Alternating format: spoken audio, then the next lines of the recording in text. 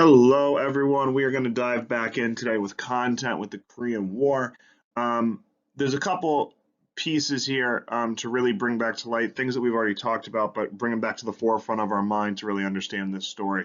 One of them being that international peacekeeping organization that we created after World War II at the Yalta Conference with the Soviet Union and the British. Called the United Nations. We haven't really seen it pop up yet, but the United Nations is going to be important in our Korean War story. The other thing for us to really understand, and this is the foundation of all foreign policy for the United States with communism during the Cold War, where all of our decision making is sort of made from is through this lens, and we can go deeper and deeper into it as we go. But really understanding the original policy on handling communism is containment. It's not absolute destruction, keeping it where it is. And then the last time we talked about the Cold War, especially the Cold War in Asia, was China falls to communism. A brand new revolutionary leader comes to power called Mao Zedong, and Mao is going to be an influential figure in this story as well. So we got the UN, we have containment, and we got Mao. So let's get started. So really just to frame why the Korean War is important or where this is really happening, is we got to go back to Asia and make sure we remember kind of what's going on. The United States has an alliance with one Asian country, with Japan. On the other end of the spectrum, the Soviet Union has created an alliance with Mao Zedong, and Mao is the communist revolutionary leader of China. He's going to be in power for the next 2.5 decades. Sorry, 25 years. And so that's going to be really important that we're already seeing some of these subtle divisions, but the Cold War is not just going to be alienated to Berlin, China, and Japan, and that's it. There's going to be a lot more. And some of these areas are going to be much more contentious. In some cases, they're going to get much more violent. The Cold War will heat up, if you will. And so, just to give you an idea, a frame of reference of what we're looking at, those countries in the red are countries that are communist. The countries that are blue are going to be democratic ones, and the ones in green are going to be one that are a little bit kind of in between, contentious, being fought over. There's a little bit of instability in those areas, so it's a little bit all over the place right now. But the biggest thing that we're going to be looking at is we're looking at the shape of Asia right now. Most of it's red. We're really trying to get a foothold in here. Our goal here is containment. We're not trying to destroy communism and eradicate it from the earth yet. But what we're really trying to do is just keep it where it is, but that's not really working at this point. We've already failed with China. That's a huge L to take, right? That's a big flop. So we really got to find some other way to get around this or find some way to push this.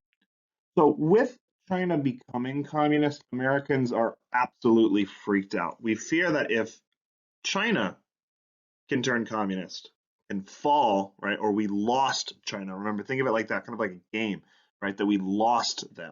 They should have been ours, but we lost them to communism. What's going to stop any other country? If Mao can do it, what's going to stop any other leader from being successful in this communist revolution? So Americans are really becoming very concerned about the state of the world. A lot of these fears play into something called the domino theory. And the domino theory is kind of like those videos that you used to see on YouTube, and I guarantee they're still up there, there's people making them, but they used to be popular a while ago.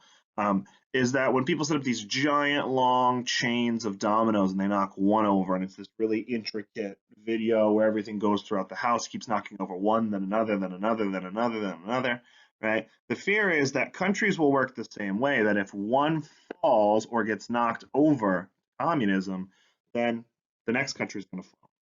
And the next one, the next one, and the next one. It's going to trigger one after the other after the other. It's going to be like a lightning effect. So if Americans don't get involved somewhere, if we don't wedge ourselves in between and catch these falling dominoes, what's going to happen next? Who's going to be next? Is it going to be Korea, Vietnam, Laos, Cambodia? Where is this going to stop? It could hit the whole world if we don't act soon. So Americans become extremely eager to get involved to try to prevent something like this, as you see in that picture below, from happening. And this is all going to kind of come to light or come to be in something called NSC 68. So the National Security Council was created right after World War II. What its purpose is to advise the president on anything that could affect the security of our country. So the national security. That's their whole goal. They purposely they're studying things that are happening around the world. They're figuring out different any political instabilities, any rising tensions, any problems whatsoever. And this plan is going to lay the framework for everything that we will see for the next 2 decades. Everything for us leading up to and through even the Vietnam War, which is a big contentious war that I'm sure most of us have a little bit of background on. Now, NSC stands for National Security Council, and 68 is just the number that this law was. So they've created many different rules, legislations, documents, but this was just number 68. And NSC 68 looked at communism around the world. It called it fanatical, right, meaning crazy, loony, and permanent, right? This wasn't something that was just going to go away. It was a threat to not only America, but the entire world. So something had to be done.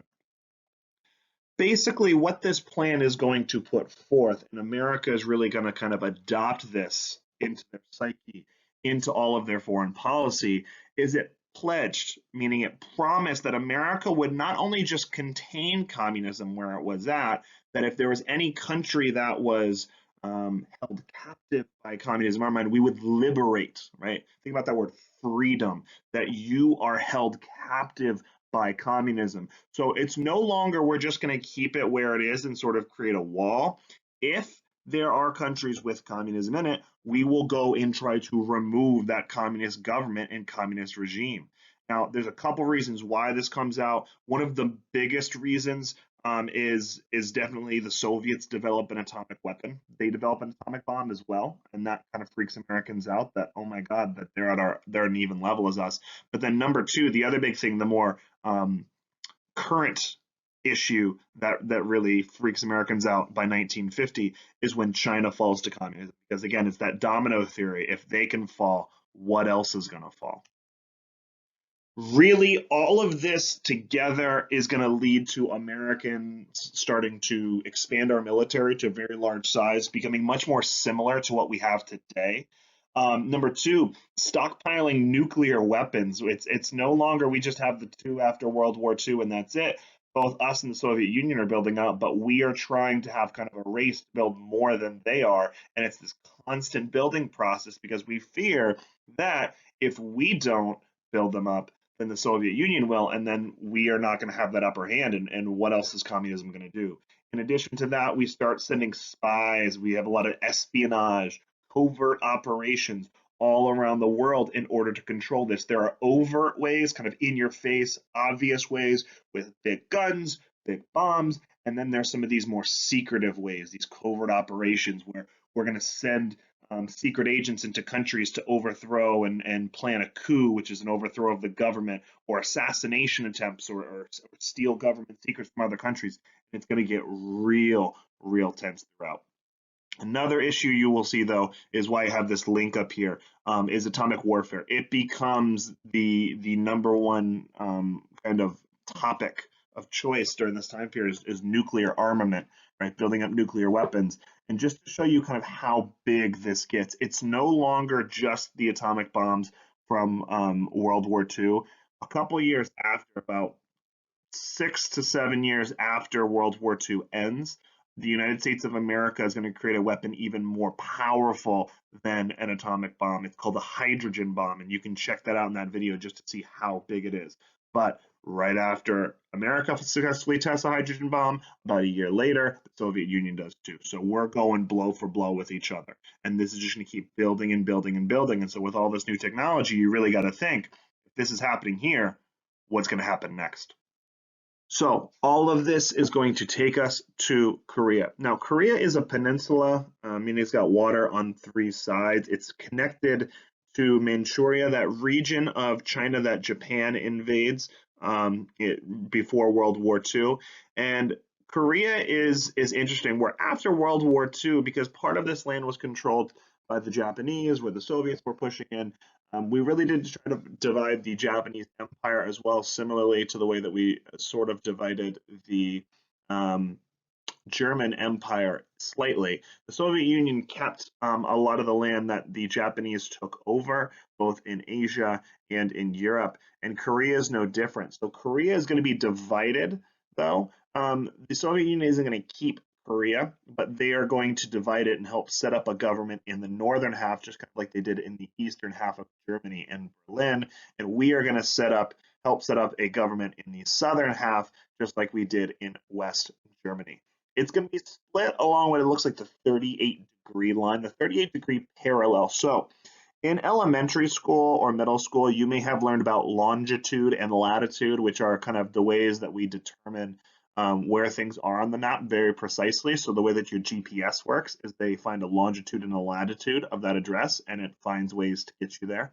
But this is a parallel line, the 32 latitude line. So if you see that word and you really draw that out, right, draw it at a latitude, your mouth kind of makes an oval from left to right, right? So you can do that now very awkwardly. Latitude, that's the way the line is going to go. So it's a 38-degree latitude line, left to right. So it's going to split it into a northern half and a southern half. The Soviet Union is going to support and help the North Korean government. They're going to set up as a communist government, and its neighbor directly is China. So Mao is really going to kind of help with this as well. But the Soviets and the Chinese help train North Korean troops. And in 1950, North Korea is going to go and invade South Korea. But Stalin sort of gives a little bit of warning. He says this kind of as it's translated into English: if you should get kicked in the teeth, I shall not lift a finger. You have to ask Mao for help. The Soviets are going to be sort of fighting or supporting them and helping them train, but they're not going to jump in this fight. But the North Koreans attack South Korea, and the United Nations is going to get sucked into this because remember, the United Nations was created after World War II for one purpose: settle disagreements between countries. So the UN is going to condemn the North Koreans. They're still going to attack. They're going to send troops, and America is going to provide most of these troops that are going to go into it. This Korean War is usually overshadowed by the Vietnam War, but it is still very, very, very important. It spans over two different presidencies that we're going to start talking about today, and this is where we're going to get into the story. So we are going to go over the Korean War in a couple different ways. I'm going to give you some resources at the end. But the first thing we're going to do is we're going to do a lot of visual discussion just to show you kind of the breadth of things. We're not going to go battle by battle, even though it does go over a couple of years. We're going to talk about big picture stuff. So for example, the first thing we really need to talk about here is geography.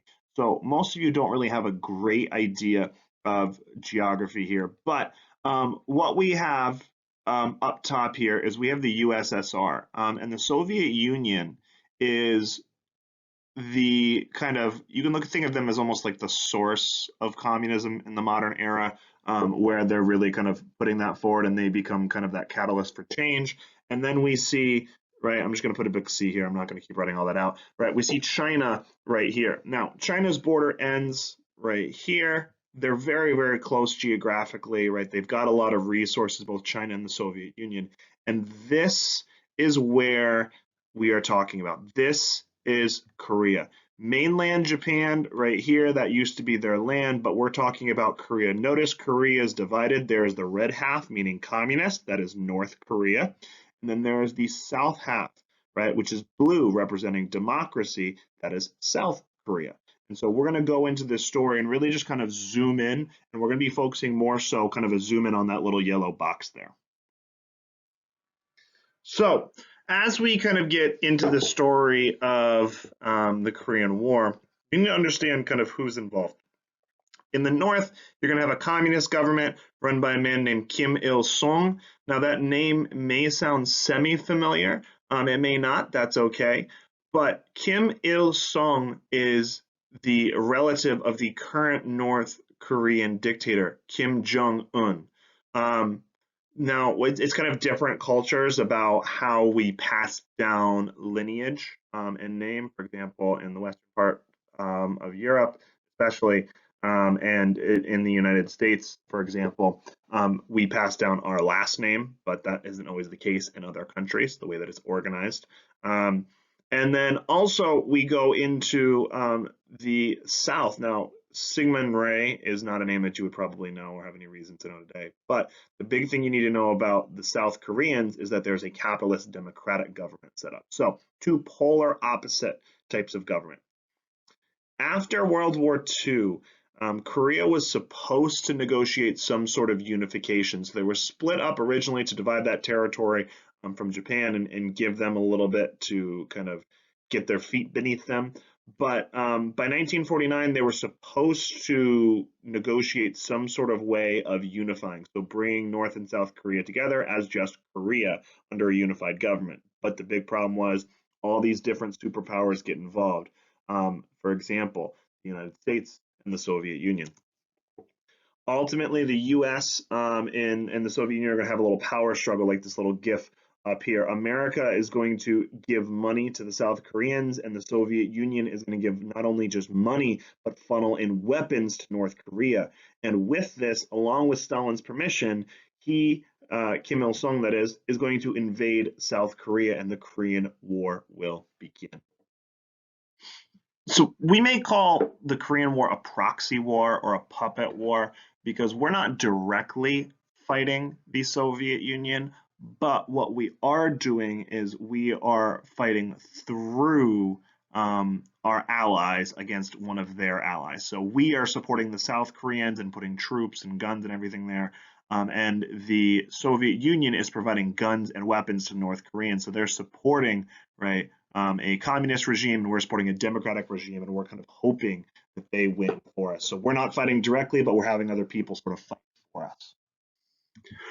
With all of these supplies from the Soviet Union, the North Koreans invade South Korea. And when they do, you'll notice this kind of yellow chunk right here. This is basically what's left of the United Nations Forces of Resistance, it was mostly funneled by the USA. So not a lot of it is left until the troops actually get their legs underneath them and they've actually fought back, is when you're going to see a huge counterattack, and they're going to move all the way from this core route of where the UN forces are, all of the US troops. They're going to push them again back above this line of demarcation, back above this split line, and they're going to push all the way up to the border with that neighboring country of North Korea, China.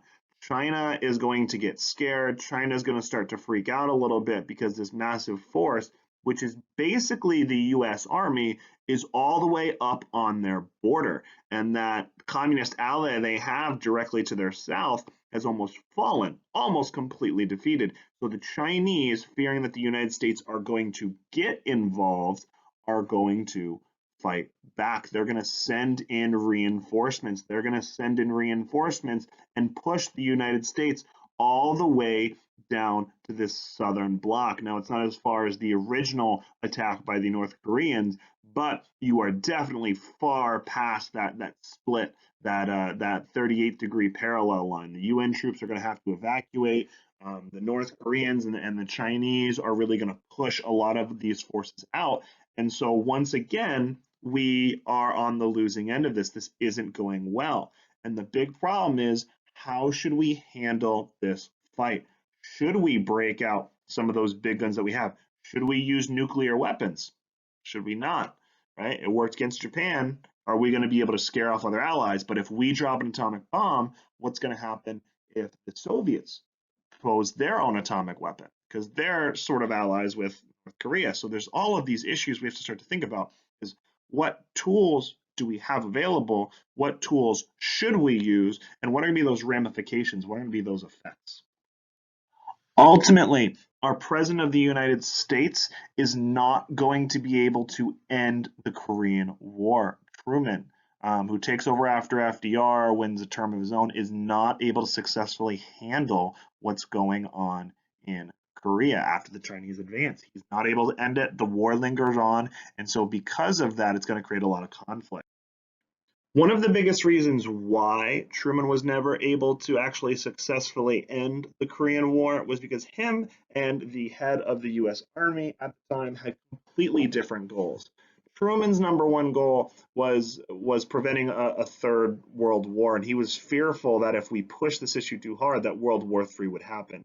Meanwhile, his head of the army, Douglas MacArthur, who was the World War II general against Japan. He was the head of the U.S. Army in Japan in the Pacific during World War II, was hoping to unify Korea, and he was able to fight for a long time during that war. And he said, I can keep going, right? I know what's at stake, and it's about fighting for kind of these end goals, and this has to be done. We can't compromise on this issue. Their disagreements are not going to be in private. They're going to bleed out into the newspapers, publicly talking about each other, and we'll just say not the nicest tones. And ultimately, Truman is going to say he's going to relieve MacArthur from his duties, meaning he's going to fire this famous World War II general that helped defeat the Japanese. And because of that, there's almost no consistency. It's going to be kind of very contentious, and the U.S. Army generals in the future for the remaining year are going to really back off against the president, and because they don't want to get fired as well, because they saw what happened already. And this really is going to make the Korean War a huge election issue in 1950. How are we going to end it and solve it?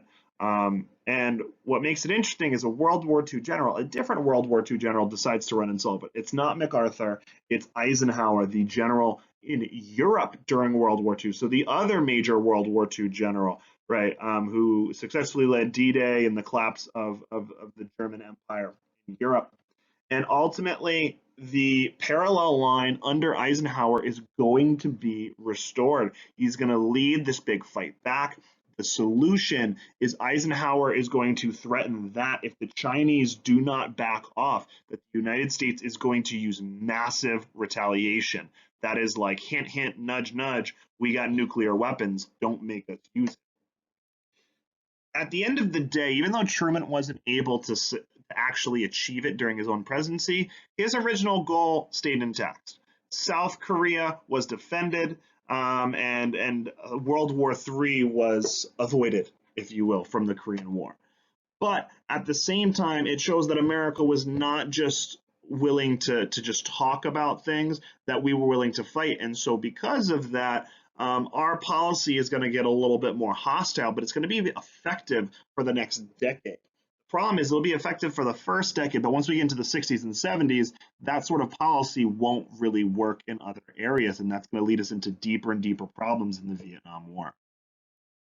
Ultimately, this armistice is signed and a DMZ is going to be created, also known as a demilitarized zone. So even still today, there is a DMZ between North Korea and South Korea. They are still not unified.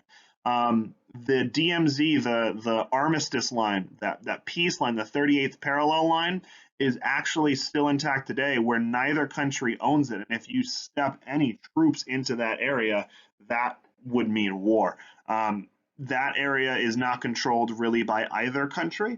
And so if any country were to, either country, either North or South Korea, were to put troops in the demilitarized zone, then that would be a declaration of war, and an all-out war would begin between North and South Korea.